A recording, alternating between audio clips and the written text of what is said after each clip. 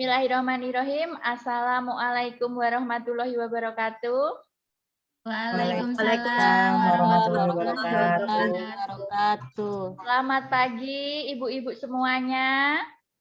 Selamat pagi, Bu. Gimana kabarnya hari ini? Alhamdulillah sehat. Sehat ya, alhamdulillah. Perjalanan kita baru setengah ya, harus jaga kesehatan ya.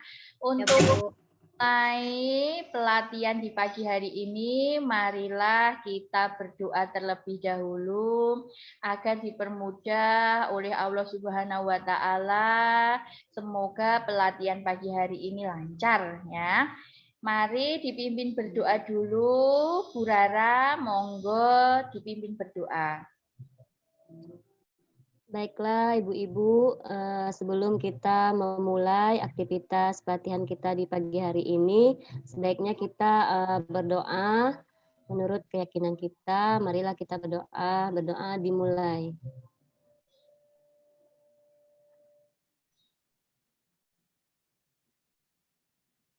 Berdoa selesai. Alhamdulillah ya. Masih semangat ya ibu-ibu semuanya? Semangat, Bu. Ya.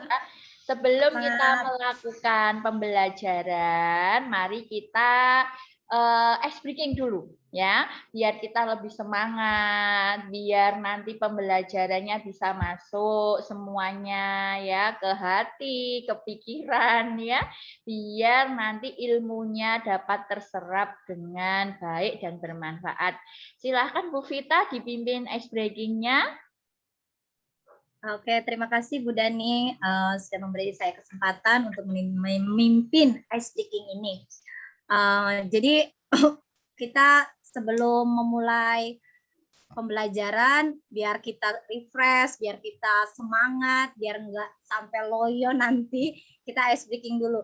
Jadi peraturannya begini Bu, nanti saya ada kata kunci. Kata kuncinya itu saya bilang. Nanti kalau saya bilang pegang kepala, Ibu pegang kepala. Saya bilang Ibu pegang pundak, Ibu pegang pundak. Jadi jangan sampai terlewat. Kalau saya nggak bilang pegang pundak, Ibu pegang pundak, kan saya nggak sebutkan saya bilang ya Bu ya. Jadi harus konsentrasi. Oke, kita mulai dari sekarang Ibu.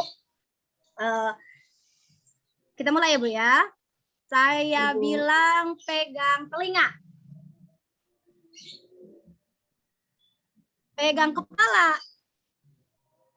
Bu, Selvi. Ulang ya. Saya bilang pegang mata. Pegang kepala. Oke. Oke Bu, mungkin cukup sekian ice breaking dari saya. Semoga sampai hari ke depan kita tetap semangat, terus jaga kondisi sehat. Oke, saya kembalikan ke Bu Dani. Terima kasih Bu Dani. Assalamualaikum warahmatullahi wabarakatuh. Terima kasih. Waalaikumsalam warahmatullahi wabarakatuh. Terima kasih Bu Vita. Kita beri plus dulu buat Bu Vita ya, sudah memimpin ice breaking dan kita tambah semangat ya. Oke, untuk itu saya akan menayangkan PPT ya. Nanti kita akan belajar apa sih hari ini ya. Untuk itu saya akan tampilkan dulu PPT-nya.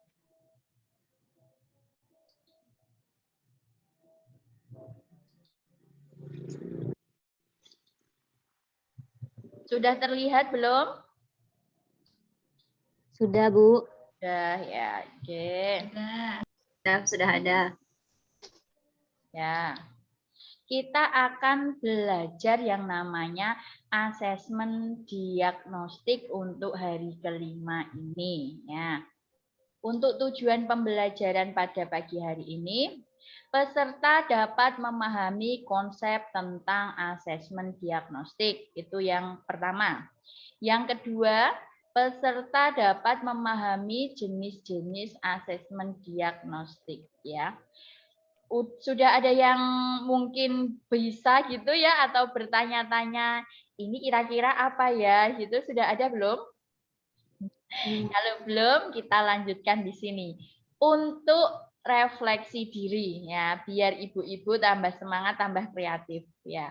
Untuk refleksi diri itu yang pertama ya, nanti bisa dijawab ya, salah satu atau salah dua bisa menjawab ya. Yang nomor satu, bagaimana Bapak Ibu selama ini melakukan asesmen diagnostik? Itu soal yang pertama.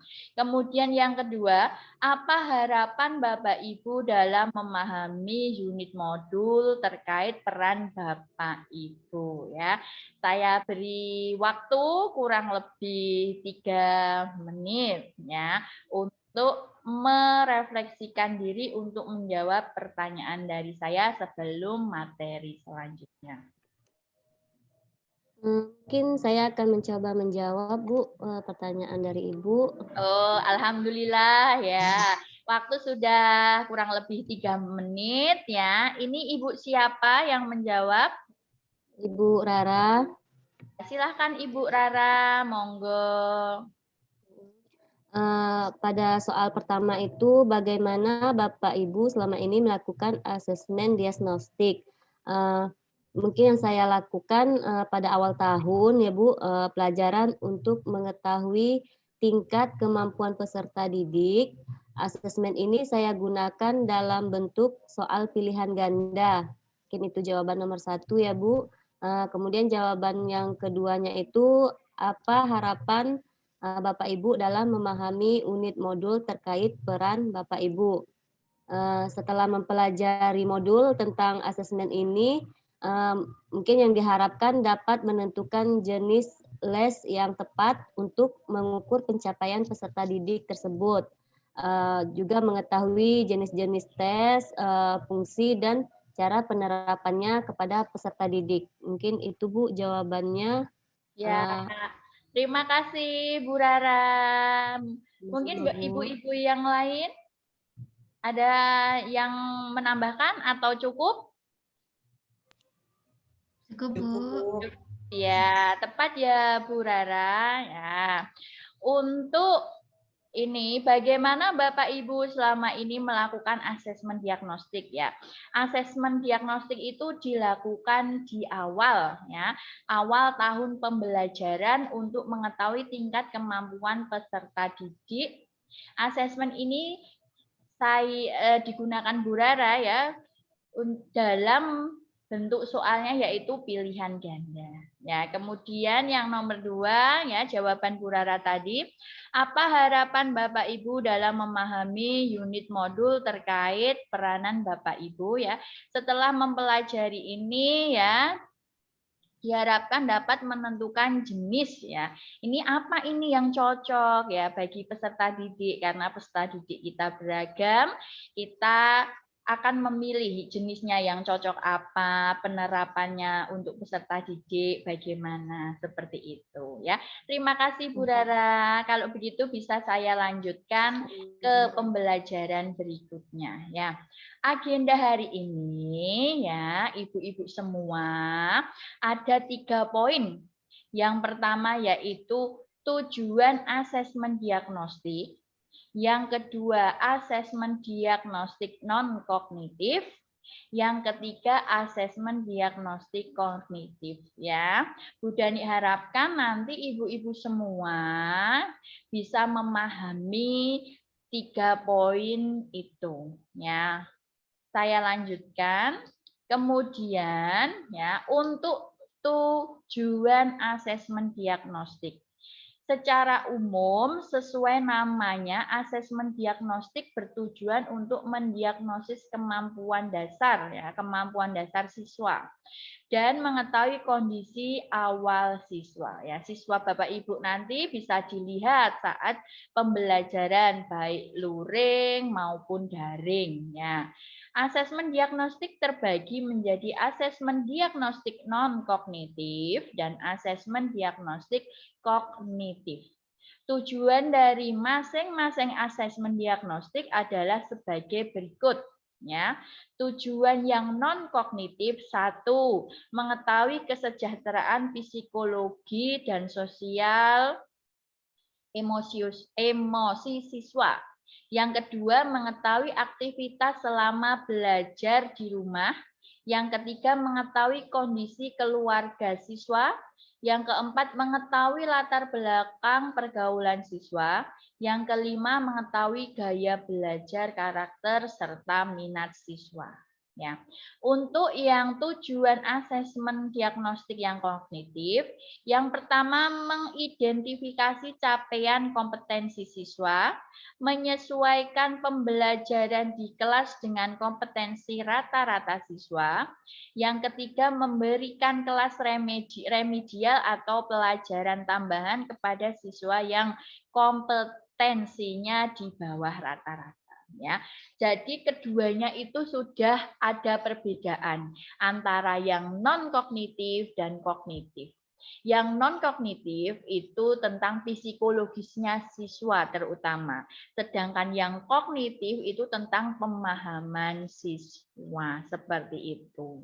Ada yang ditanyakan sampai di sini? Bu, lanjut Ibu. Sudah jelas ya, berarti ya. Ini saya Ya, lihat Bu. udah kayaknya udah mangguk-mangguk gitu, berarti tanyanya sepakat Lanjut, ya. Bu. Sudah paham, alhamdulillah ya. Kemudian, nah ini tugas kelompok ya. Ini nanti kolaborasi antara teman satu dengan teman lain, nanti saya bagi kelompoknya ya. Kita akan diskusi dengan dua topik. Topik yang pertama yaitu asesmen diagnostik non kognitif di kelompok A atau kelompok 1 ya. Yang kedua asesmen diagnostik non kognitif yaitu kelompok 2 atau yang B ya. Ibu Dani bagi sekarang saja ya. Untuk asesmen diagnostik non kognitif kelompok 1 itu Bu Sevia dan Bu Rara. Kemudian asesmen diagnostik kognitif kelompok 2 itu kelompoknya Bu Zulaili Riza dan Bu Vita ya. Nanti Bu. Baik, Bu. nanti saya kasih waktu kurang lebih 20 menit untuk mengerjakan kelompok ya. Kemudian untuk pemaparannya 8 sampai 10 menit. Bisa dimulai? Bisa. Ya, Bu. Nah, ada pertanyaan tidak sampai sini? Bagaimana tugasnya gitu? Ada pertanyaan nggak? Ini dibuat PowerPoint ya Bu ya? Nah, ini nanti dibuat PowerPoint sekreatif mungkin ya. Seperti Ibu kalau mengajar siswanya di sekolahan atau saat daring. Monggo dikerjakan kurang Ya, lebih baik, Bu. ya 20 Ya, Bu. menit. Nah.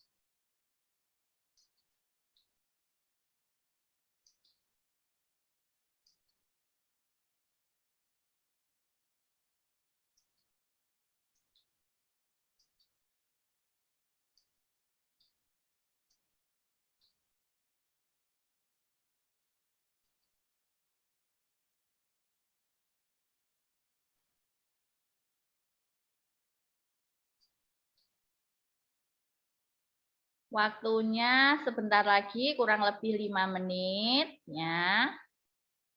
Ya, Bu. Mari dilanjutkan terlebih dahulu.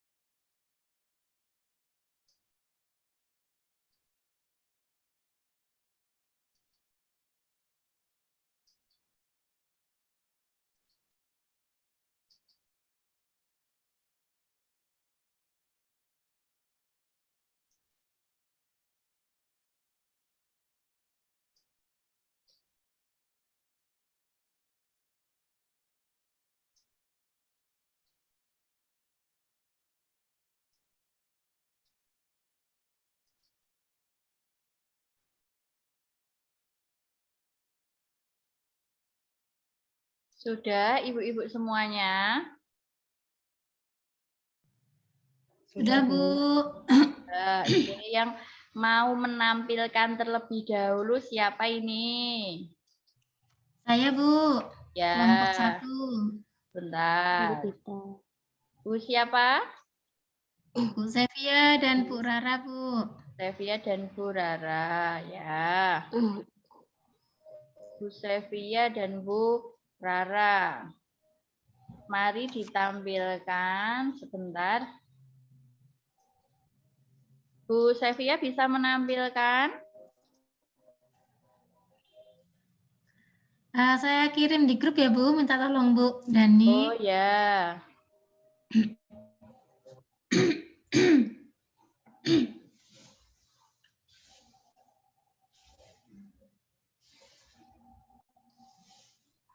Sebentar, belum bisa masuk ini.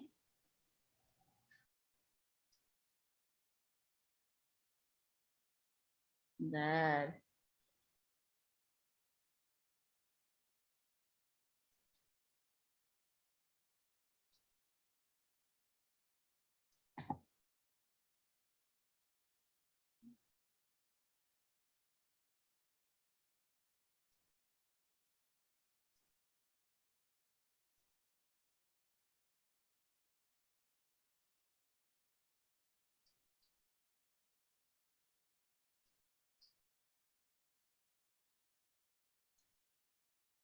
Yang ini bukan Bu. Sudah kelihatan belum? Sudah Belum, kelihatan? Bu. Belum? Belum, Bu. Belum. Bentar.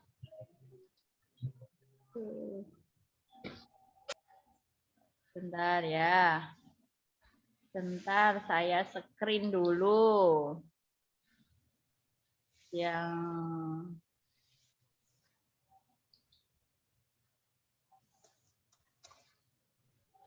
sudah belum? Ya, Bu. Sudah. Oh ya. Baik. Saya mulai ya, Ibu ya. Iya, Bu. Baik. Assalamualaikum warahmatullahi wabarakatuh. Waalaikumsalam warahmatullahi wabarakatuh. Terima kasih atas waktunya. Mohon izin Bu Dani, teman-teman, saya akan menyampaikan hasil presentasi dari saya dan Bu Rara tentang asesmen diagnostik kognitif. Asesmen diagnostik kognitif bertujuan mendiagnosis kemampuan dasar siswa dalam topik sebuah mata pelajaran. Asesmen diagnostik kognitif dapat dilaksanakan secara rutin yang disebut dengan asesmen diagnostik kognitif berkala. Pada awal pembelajaran, akhir setelah guru selesai menjelaskan dan membahas topik dan waktu lain. Asesmen diagnostik bisa berupa asesmen formatif maupun asesmen sumatif. Tahapan melaksanakan asesmen diagnostik kognitif adalah yang pertama, melakukan persiapan, kemudian yang kedua pelaksanaan, dan yang ketiga diagnosis dan tindak lanjut. Asesmen diagnostik kognitif bertujuan slide yang tadi, Bu. Oh, yang tadi. Oke. Iya. Ini. Ya. Bawahnya, Bu. Bentar. Ini. Ya. Contoh kegiatan dan persiapan dan pelaksanaan. Yang pertama, membuat jadwal pelaksanaan asesmen. Yang kedua, identifikasi materi asesmen berdasarkan penyederhanaan kompetensi dasar yang disediakan oleh Kementerian Pendidikan dan Kebudayaan. Kemudian yang kedua, susun pertanyaan sederhana yang meliputi 2 pertanyaan sesuai kelasnya dengan topik capaian pembelajaran baru. 6 pertanyaan dengan topik 1 kelas di bawah, 2 pertanyaan dengan topik 2 kelas di bawah. Sesuaikan pertanyaan dengan topik yang menjadi prasyarat untuk bisa mengikuti pembelajaran di jenjang sekarang. Berikan asesmen untuk semua siswa di kelas, baik yang belajar tatap muka di sekolah maupun yang belajar di rumah. Selanjutnya, contoh kegiatan tindak lanjut. Yang pertama, lakukanlah pengolahan hasil asesmen. Buat penilaian dengan kategori paham utuh, paham sebagian, dan tidak paham. Kemudian hitung rata-rata kelas. Bagi siswa menjadi 3 kelompok, yaitu yang pertama siswa dengan nilai rata-rata kelas akan mengikuti pembelajaran dengan ATP sesuai fasenya. Yang kedua, siswa dengan nilai di bawah rata-rata mengikuti pembelajaran dengan diberikan pendampingan pada kompetensi yang belum terpenuhi. Yang ketiga, siswa dengan nilai di atas rata-rata mengikuti pembelajaran dengan pengayaan. Yang ketiga, lakukan penilaian pembelajaran topik yang sudah diajarkan sebelum memulai topik pembelajaran baru, guna menyelesaikan pembelajaran sesuai dengan rata-rata kemampuan siswa. Yang keempat, ulangi proses diagnosis ini dengan melakukan asesmen formatif dengan bentuk dan strategi yang variatif, sampai siswa mencapai tingkat kompetensi yang diharapkan. Lanjut, Ibu. Ya, ini. Ya, asesmen awal matematis di kelas 3 SD. Tujuan pembelajaran yang dites yaitu menjelaskan dan menentukan panjang termasuk jarak, berat, dan waktu dalam satuan baku yang berkaitan dengan kehidupan sehari-hari. Yang kedua, prasyarat dari tujuan pembelajaran yaitu mendeskripsikan dan menentukan hubungan antar satuan baku untuk panjang, berat, dan waktu yang umum. Ini soalnya misalnya ini ada pembelajaran, ini ada penggaris, ya, panjang pensil di ini berapa, ini kan sudah kelihatan jawabannya adalah A. Kemudian tuliskan alasannya. Lanjut, Ibu. Ya. Asesmen awal matematika kelas 3 SD. Berikut ada soal, perhatikan gambar berikut ini. Panjang pensil adalah apabila ia menjawab A, paham utuh, tindak lanjutnya pembelajaran dapat dilanjutkan pada fase berikutnya tentang hubungan antar sama baku panjang, berat, waktu, dan lain-lain. Kemudian kalau dia menjawab B, paham sebagian, yaitu memberikan penjelasan remedial, menekankan pada cara mengukur benda dengan menggunakan alat ukur panjang seperti mistar, meteran, dan lain-lain. Kalau dia menjawab C, berarti siswa ini tidak paham. Oke, lanjut, Ibu. Sudah habis, itu saja. Baik, itu. Yes. Demikian presentasi dari kelompok kami.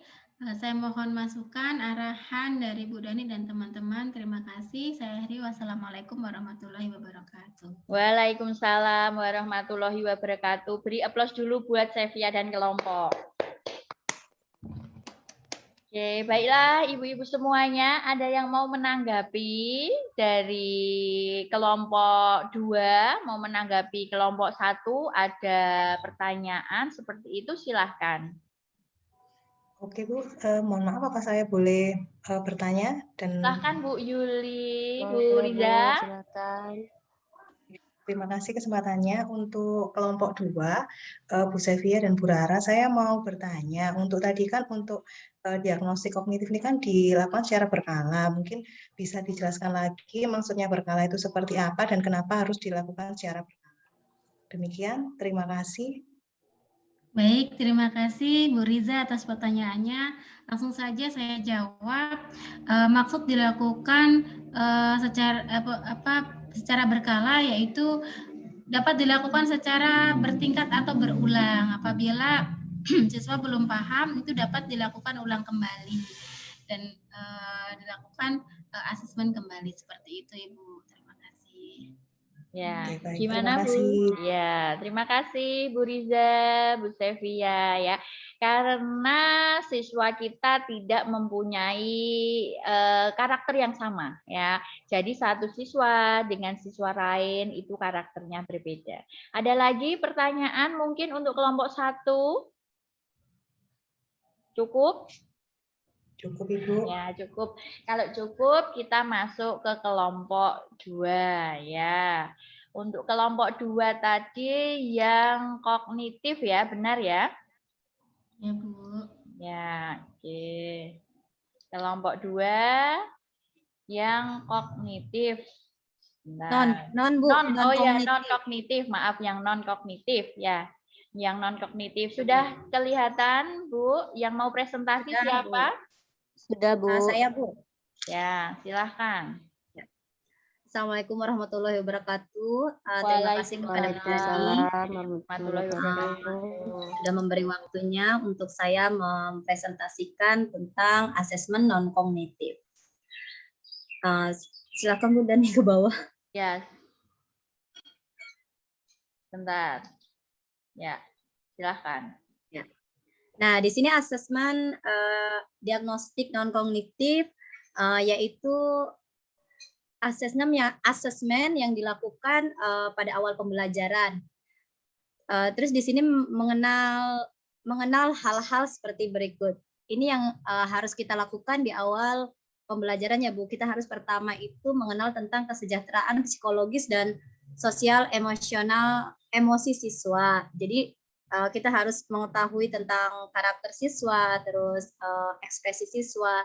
Nah, terus yang kedua ini ada aktivitas siswa selama belajar di rumah. Jadi kita juga harus melalui pendekatan menanyakan bagaimana aktivitas yang mereka lakukan di rumah.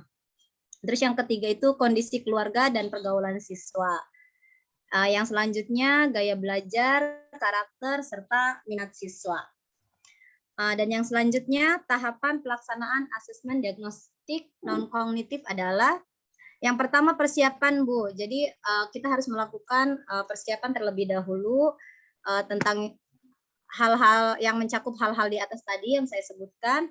Terus yang kedua tentang pelaksanaan. Terus yang ketiganya ada tindak lanjut setelah pembelajaran. Oke, selanjutnya Bu. Slide-nya. Maaf. Ya, sudah kelihatan?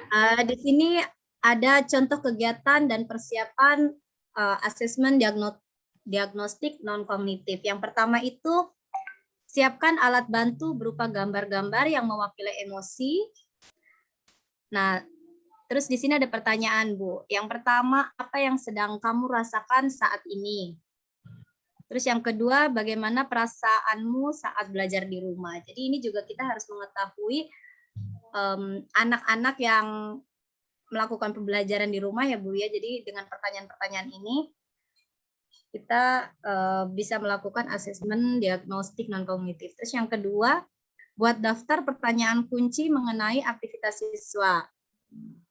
Ada pertanyaan-pertanyaan kunci seperti ini. Yang pertama, apa saja kegiatanmu selama belajar di rumah? Hal apa yang paling menyenangkan dan tidak menyenangkan ketika belajar di rumah?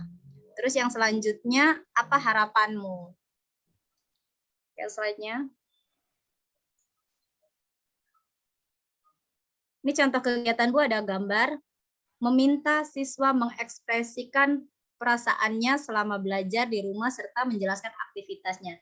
Yang pertama itu bercerita Bu, jadi bercerita tentang bagaimana dia belajar di rumah, bagaimana kegiatan dia di rumah. Jadi itu kita harus tahu.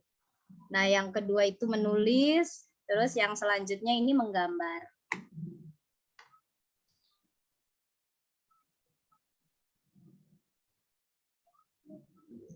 Di sini ada strategi tanya jawab. Yang pertama, pastikan pertanyaan jelas dan mudah dipahami. Terus yang kedua, menyatakan acuan atau stimulus informasi yang dapat membantu siswa menemukan jawabannya. Yang ketiga, memberikan waktu berpikir pada siswa sebelum menjawab pertanyaan. Ini ada beberapa Bu, saat siswa menjawab pertanyaan. Yang pertama, berikan penguatan. Terus yang kedua, berikan pertanyaan lanjut untuk menggali lebih dalam. Terus yang ketiga, mengembalikan fokus jika jawaban mulai menyimpang. Pada saat siswa balik bertanya, yang pertama langsung menjawab, yaitu pertanyaan siswa. Terus yang kedua, membantu siswa untuk mendapat jawaban pertanyaan sendiri. Selanjutnya, siswa menjawab pertanyaan. Yang pertama, mencoba mengarahkan kembali pertanyaannya.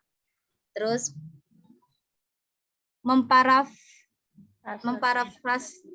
memparafrasekan pertanyaan agar lebih mudah dipahami.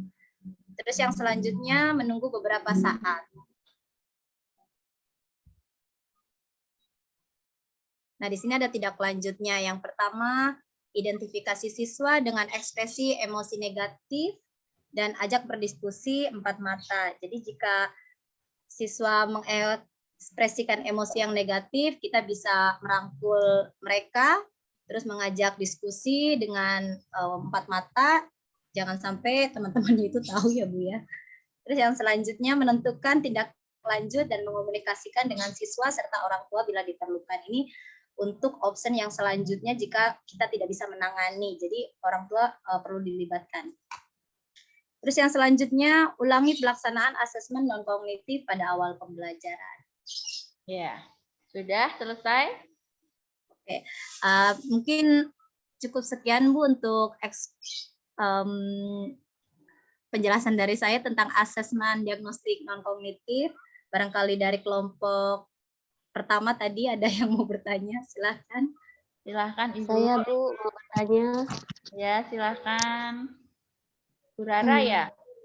Iya. Ya. Gimana Bu Rara? Ada yang Pertanyaannya itu ada nggak metode lain selain dari tanya jawab? Oke. Metode lain selain tanya jawab ya pertanyaan Bu Rara. Ya, Bu. Ada lagi? Udah itu aja dulu, Bu. Ya. Saya akan mencoba ya Bu ya menjawab untuk pertanyaan Bu Rara. Adakah metode selain tanya jawab? Ada Bu, metode wawancara boleh, media boleh, atau menggunakan emoji boleh untuk mengekspresikan metode ini. Sudah? Ada lagi yang Bu bertanya? Gimana Bu Rara? Cukup? Pas, Bu. Cukup. Sudah? Oke, ya. Oke, beri aplaus buat kelompok 1 dan kelompok 2. Luar biasa ya. Aktif-aktif semua ya. Di sini kita bisa tahu mana itu yang non kognitif, mana itu yang kognitif ya. Dua-duanya sangat jelas di sini ya. Bila non kognitif itu pasti yang berhubungan dengan psikisnya ya, emosionalnya, bagaimana pembelajarannya di rumah dan sebagainya. Sedangkan kognitif bagaimana pemahaman dia tentang belajarnya, bagaimana bisa tidak mencapai di atas rata-rata atau di bawah rata-rata ya. Jadi guru atau pendidik mempunyai hak ya, mempunyai metode yang bagus, yang kreatif agar peserta didiknya dapat memahami apa yang kita sampaikan. Ada yang ditanyakan sampai di sini? Belum? Cukup, Bu. Cukup ya. Kalau begitu saya kasih slide lagi yang tadi sebentar.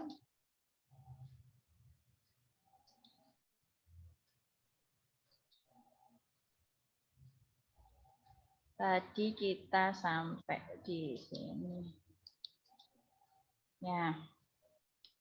Kita akan ya belajar membuat apa yang sudah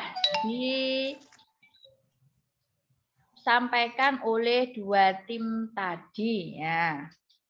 Dua tim tadi sudah menyampaikan ini ya, kognitif dan non kognitif. Sekarang untuk demonstrasi konseptual mandiri ya, ini ya, bukan kelompok lagi. Satu, pilih satu tujuan pembelajaran yang akan dibuat, asesmen diagnostiknya. Kemudian yang kedua, buatlah rencana asesmen diagnostik non kognitif dan kognitifnya sesuai tujuan dan tahapan asesmen diagnostik. Yang ketiga, Bapak atau Ibu memiliki kebebasan untuk merancang kegiatan asesmen sekreatif mungkin ya. Ini untuk tugasnya ya, dibuat di PowerPoint boleh, di Word ya boleh, kurang lebih waktunya 10 menit dari sekarang. Ada yang ditanyakan dulu untuk LK-nya? Tidak, Bu. Ya, silahkan. Ya, Bu. Ya. Oke, waktunya 5 menit lagi. Silahkan dikerjakan sesuai kekreatifan ibu-ibu semuanya.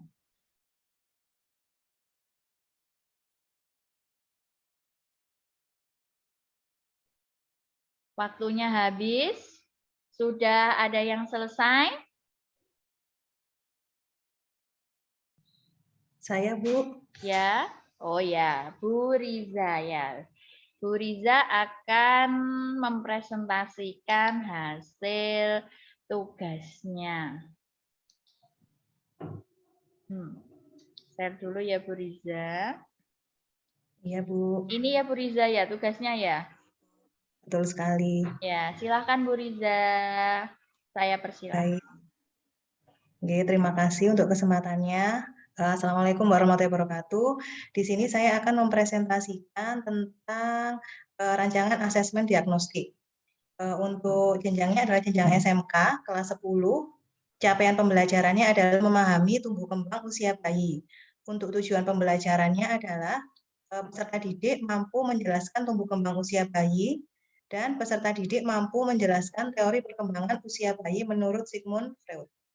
Nah, untuk asesmennya ada asesmen non-kognitif. Untuk asesmen non-kognitif, informasi apa saja yang ingin digali? Yang pertama adalah kesejahteraan psikologis dan sosial emosi peserta didik.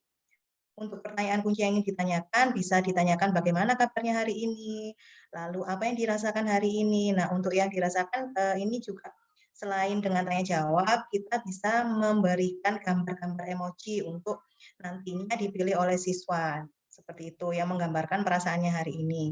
Lalu ada juga pertanyaan, apa harapannya terkait pembelajaran hari ini. Untuk informasi kedua yang ingin digali adalah aktivitas peserta didik selama belajar di rumah. Pertanyaan kuncinya ada apa saja kegiatan yang dilakukan selama di rumah, apa saja hal yang menyenangkan dan tidak menyenangkan saat belajar di rumah. Lalu informasi ketiga yang ingin digali adalah tentang kondisi keluarga peserta didik.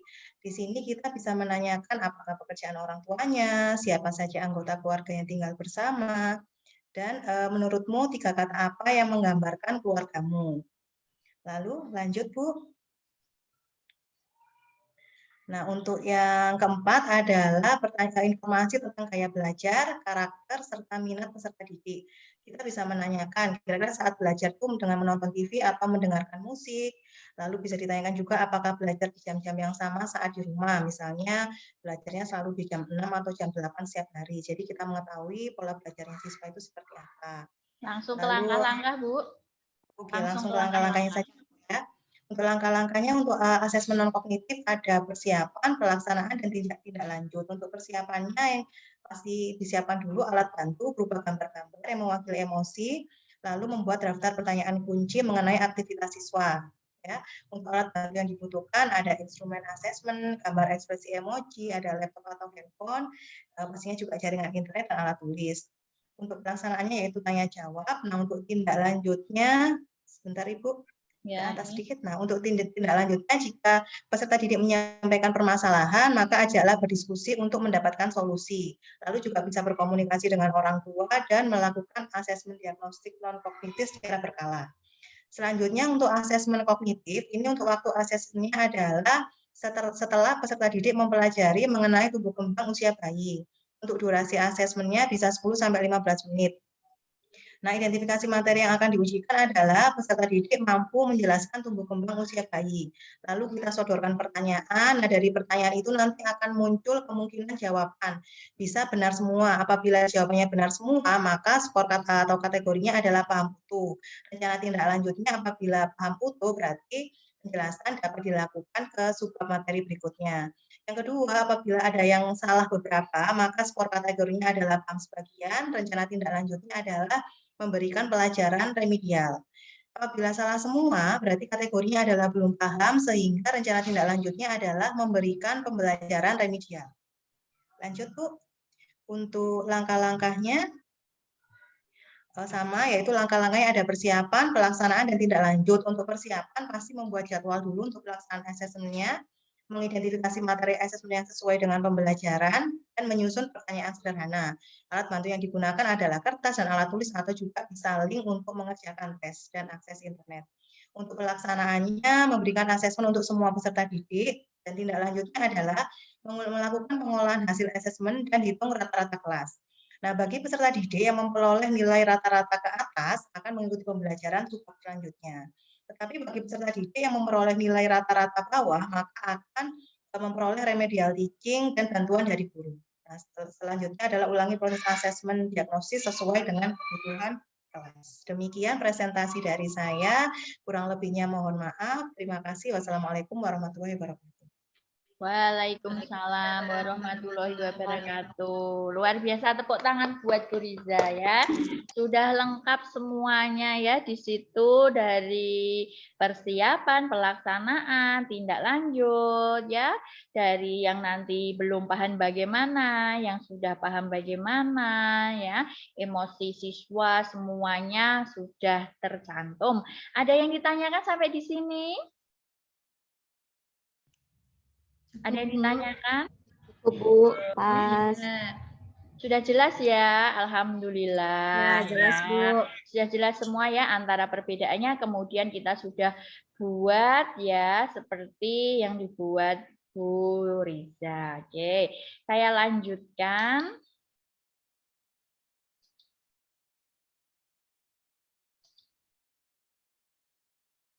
Ya, ini sudah selesai kita.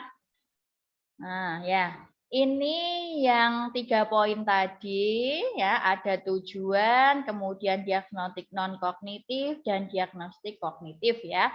Semuanya sudah paham. Sudah paham beneran ini? Paham, Ya, Bu. udah. Iya, Bu, Ya, paham. alhamdulillah ya. Kalau sudah paham, sebelum Bu Dani akhiri, Bu Dani akan memberikan 1 pertanyaan dijawab oleh 1 ibu siapa boleh ya. Apa kekuatan dan kelemahan ya saat mengikuti pelatihan di hari ke-5 ini? 1 orang saja mewakili, mari. Saya, Siapa? Bu. Oke, silakan Bu Hidrawati. Ya. Mungkin kekuatan di hari ke-5 ini selama pelatihan memberikan peluang guru untuk lebih kreatif dan mengajak siswa untuk aktif dengan berbagai sumber belajar. Terus kelemahannya setiap guru itu kan mindset itu berbeda-beda ya Bu ya selama pelatihan. Sebab pola pikir guru itu belum sepenuhnya dapat dirubah.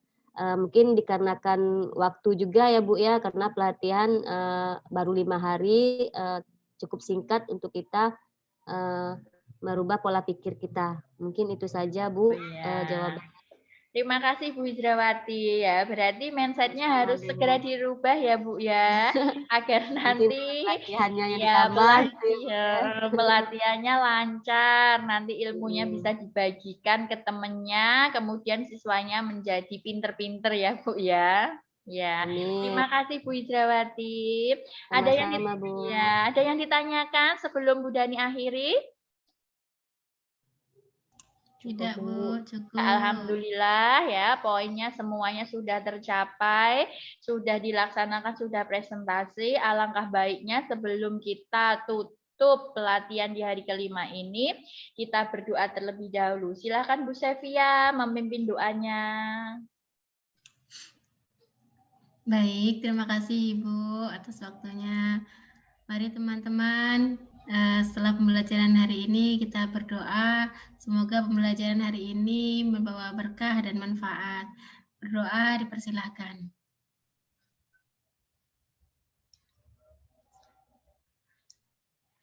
Berdoa selesai. Saya akhiri, wassalamualaikum.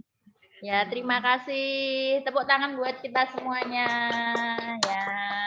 Terima kasih ibu-ibu semuanya bisa kembali beraktivitas dan ketemu besok di hari ke-6 ya. Tetap semangat, jangan lupa tugasnya dikerjakan ya. Semangat ya. Oke. Sekian dari saya, kurang lebihnya mohon maaf. Wassalamualaikum warahmatullahi wabarakatuh. Waalaikumsalam warahmatullahi wabarakatuh. Terima kasih Bu Dani. Terima kasih Bu Dani. Iya ibu-ibu semuanya. Izin deh.